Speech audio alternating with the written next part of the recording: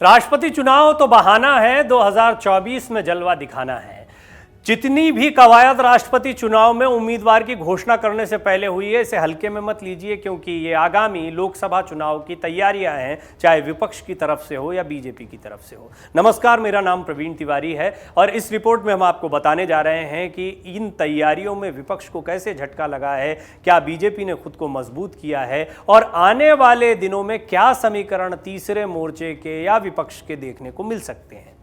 राष्ट्रपति चुनाव की आड़ में प्रमुख क्षेत्रीय दलों ने 2024 के लोकसभा चुनाव के पहले ही भारतीय जनता पार्टी को घेरने का एक प्लान बनाया, लेकिन विपक्ष इसमें विफल होता दिखा क्योंकि उनमें एकजुटता नहीं देखी जा रही। दरअसल पश्चिम बंगाल के मुख्यमंत्री ममता बनर्जी के बाद एनसीपी चीफ शरद पवार ने भी नई दिल्ली में विपक्षी दलों की एक बैठक बुलाई।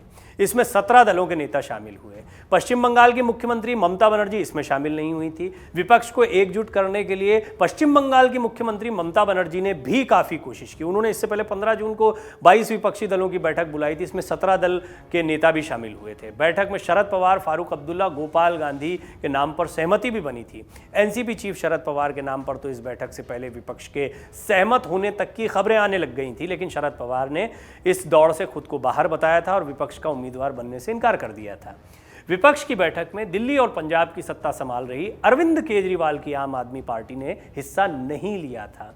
वहीं टीआरएस के चीफ चंद्रशेखर राव भी बैठक से दूर रहे थे, ना ही उन्होंने अपनी पार्टी का प्रतिनिधि भेजा था।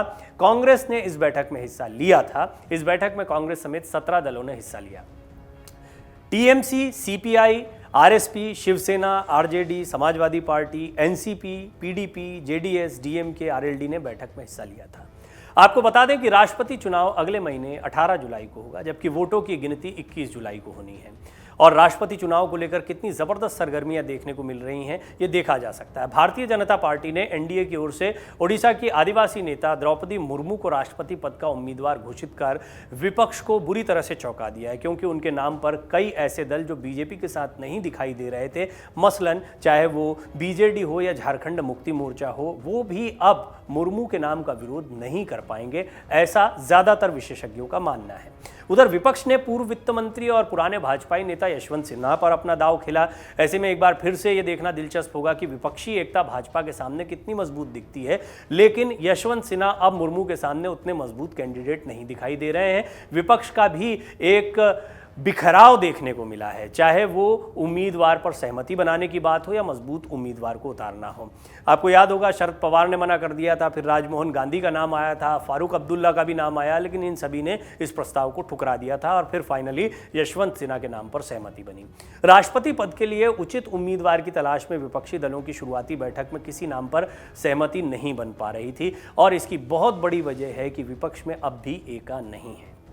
अब अगर 2024 के चुनाव के लिहाज से बात करें तो बीजेपी एकमात्र बड़ी ताकत दिखाई देती है और शरद पवार पहले ही कह चुके हैं कि बीजेपी के सामने कोई बड़ी ताकत जिस अम्ब्रेला के नीचे बाकी के क्षेत्रीय दल आ सकते हैं तो वो कांग्रेस दिखाई देती है, लेकिन कांग्रेस लगातार एक के बाद एक विधानसभा चुनाव में कमजोर होती चली गई है।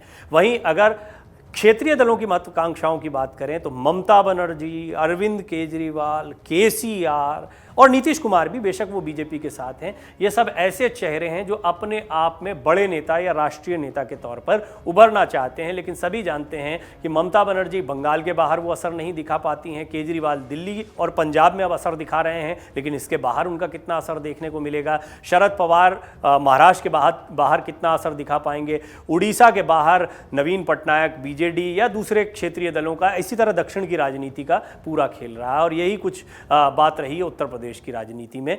इन सभी क्षेत्रीय दलों को एक साथ एक जगह पर आना होगा, तब ये पैन इंडिया बीजेपी को टक्कर दे सकते हैं, लेकिन इसके लिए आपस में सहमति बननी जरूरी है। राष्ट्रपति पद के उम्मीदवार के दौरान जिस तरह से बिखराव विपक्ष में देखने को मिला है, इससे ये लगता है कि 2024 में भी सूरत हाल यही रहेगा और बीजेपी को ये कंफर्टेबल पोजीशन में ला सकता है। नमस्कार। डाउनलोड करें अमर उजाला ऐप और पाएं खबरें लगातार। अगर आप ये वीडियो YouTube पर देख रहे हैं तो हमारे चैनल को सब्सक्राइब करें और बेल आइकन को दबाना ना भूलें। अगर आप Facebook पर ये वीडियो देख रहे हैं तो हमारे पेज को लाइक करें।